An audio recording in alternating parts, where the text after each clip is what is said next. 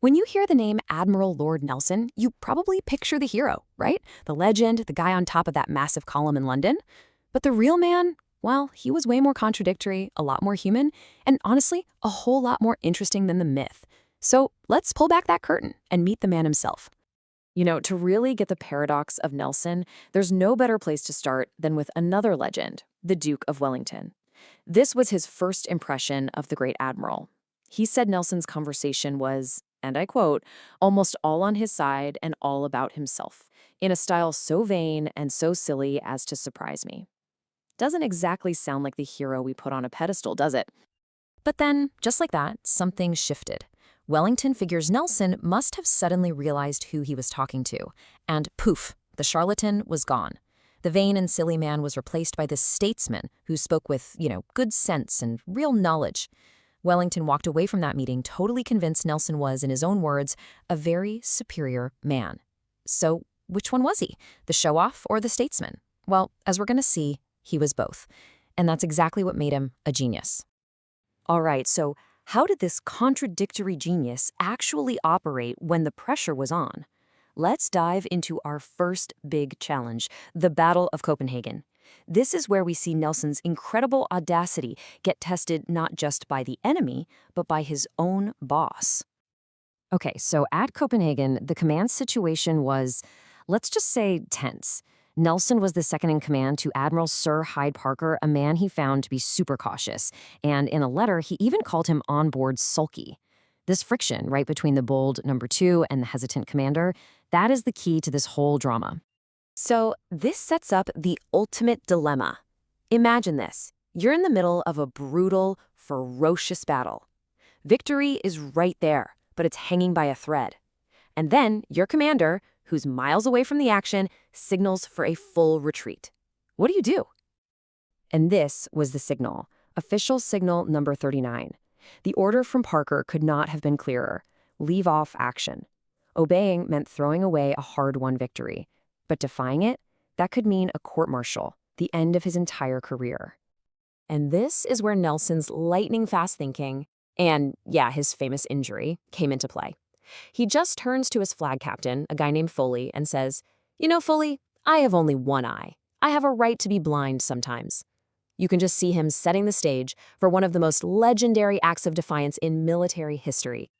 And then he actually does it. He raises his telescope, but not to his good eye. He puts it to his blind one, giving himself the perfect official excuse.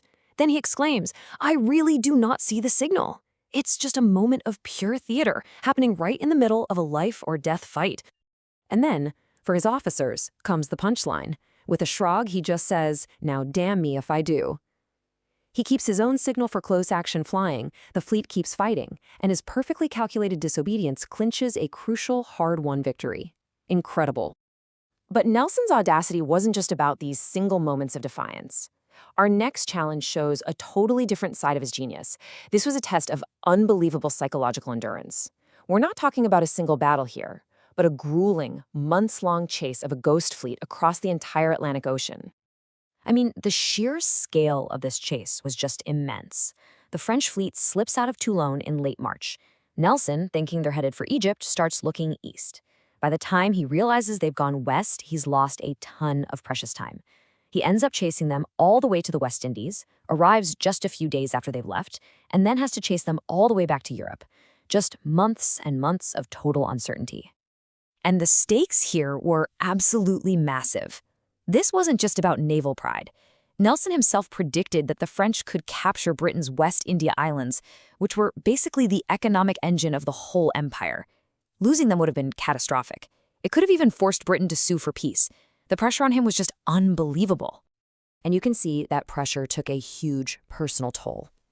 This raw, emotional entry from his private diary, it just reveals the man behind the uniform.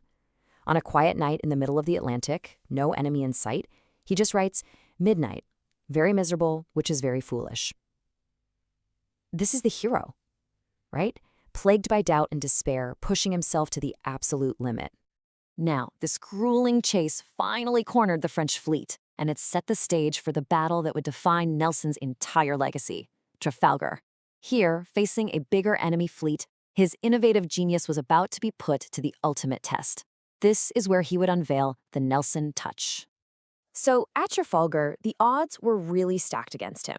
The combined fleet of France and Spain had more ships, a clear numerical advantage, and they planned to fight the traditional way, in a long, single line.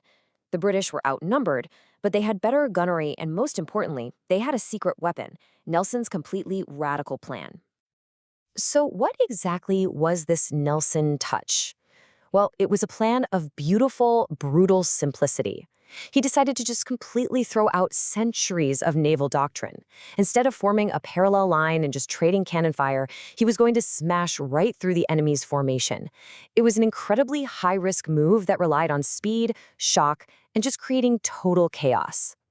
So here's how it was going to work. Step 1, divide the whole fleet into 2 columns. Step 2, sail them directly at the center of the enemy's line, coming in at a right angle. Now, this would expose his lead ships to a ton of fire, but Nelson was betting on speed. Step 3, shatter their line in 2 different places. And then step 4, annihilate the isolated ships in the giant brawl that would follow. It was controlled chaos. And this quote right here, it gets to the very heart of his thinking. Something must be left to chance. Nothing is sure in a sea fight beyond all others. See, he planned meticulously. He briefed his captains on exactly what he wanted. But he knew that once the battle started, all hell would break loose. The Nelson touch wasn't designed to prevent chaos. It was designed to weaponize it. Because for Nelson, the goal was never just to win a battle. It wasn't about capturing a few more ships than the other guy. His ultimate strategic aim was annihilation. He wanted to so utterly destroy the enemy's navy that they couldn't threaten Britain again for a generation. And the Nelson touch worked. It worked spectacularly. It delivered the annihilation he was looking for. But that incredible victory came at the ultimate price, leading to the tragic, poignant end of his extraordinary life. At the absolute peak of the battle, with victory all but locked in, Nelson was just pacing the deck of his flagship, the HMS Victory. In his decorated uniform, he was an easy target. A French sniper, perched high up in the rigging of a ship, fired a single shot that hit him in the shoulder and went down into his spine. He was carried below deck, where he lay dying for 3 hours. He was conscious for most of it, just listening to the reports of his fleet's incredible triumph. His final words to his flag captain, Thomas Hardy, really captured the driving force of his entire life. "Thank God I have done my duty." So how was he remembered?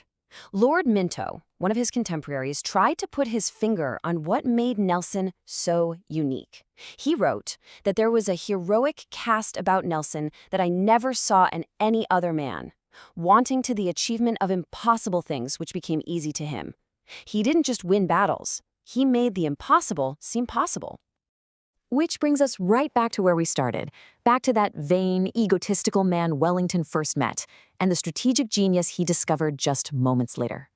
Nelson was a flawed hero, a complete bundle of contradictions. So the question that's left for us is, how should history remember a man whose personal flaws were as dramatic and maybe just as essential to his success as his public genius?